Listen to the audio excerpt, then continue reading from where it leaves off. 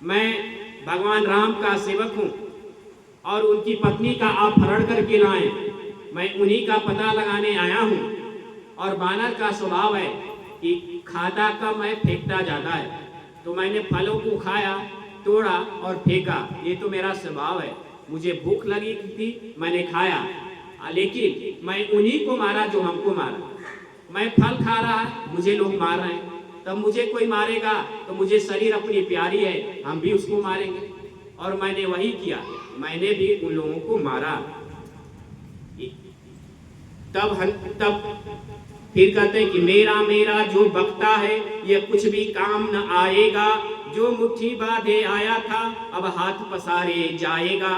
करे कि रावण जो मैं कर रहा है तभी से ये कुछ काम आने वाला नहीं है। इस संसार में जो तुम मुट्ठी बांध के आए थे, अब वो समय आ गया है, तुमको खाली हाथ पसार के जाना होगा।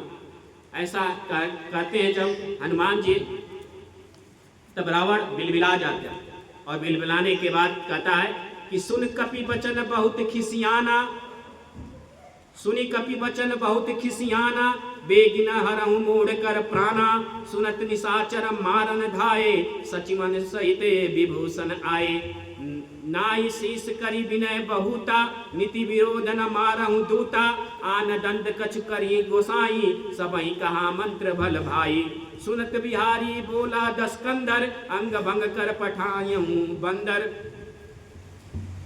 जो हनुमान जी के इस तरह का वचन जब सुनते हैं तो राक्षसों के साथ रावण उनको मारने के लिए बढ़ता है। तभी मंत्री, सचिव और विभीषण सामने आते हैं और कहते हैं कि दूत को मारना राज की नीति के उचित नहीं है। दूत है, इसको आप दंड दे दीजिए, लेकिन इसको मारिए मत। तब रावण कहते हैं कि बानर का सबसे प्रिय उसका पूंछ होता है, इसकी पूंछ में आग लगा दो, इसके पूंछ को भंग कर दो और फिर इसको फेंको। तो फिर हनुमान जी के पूंछ में आग लगती है।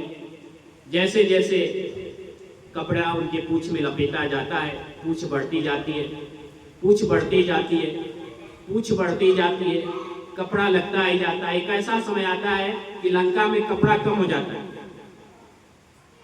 तब रावण कहता है कि सीते के अंग वस्त्र को खींच के लाओ और इसके पूंछ में लगा दो।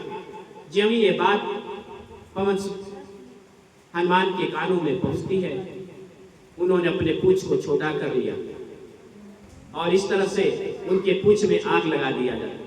जब उनके पूंछ में आग लगा दिया जाता है तो अब उस पूंछ से जो दरबार में जो बैठे थे उन्हीं को जलाना शुरू कर देते और जलाते जलाते वो लंका के हर घर में आग लगा देते। सिर्फ विभीषण का घर ऐसा है जिसमें वो आग नहीं लगाते। सोना की नगरी आग से जलनी नहीं चाहिए, लेकिन शनि देव का उस पर दृष्टि पड़ती है और उसमें सोना भी क्या करने लगता है, जलने लगता है। और इस तरह पूरे सोने की नगरी राख हो जाती है, जल के राख हो जाती है। फिर हनुमान जी अपनी पूंछ बुझाते हैं और फिर माँ जानकी के पास जाते हैं। और माँ जानकी के पास जाते हैं तो फिर माँ जानकी के विषय में हम लोग सुनते हैं कि अब दोनों लोगों के बीच में वार्तालाप क्या होता है। हनुमान जी की जो ये पूरी कार्य कथा है माँ जानकी के पास पहुंच जाती है। माँ जानकी कहती हैं कि राम के साथ जो बानर लोग हैं वो आप ही के जैसे बलवान है कि बस आप ही एक बलवान है। तब हनुमान जी कहते हैं कि बहुत सारे हमारे साथी बलवान हैं।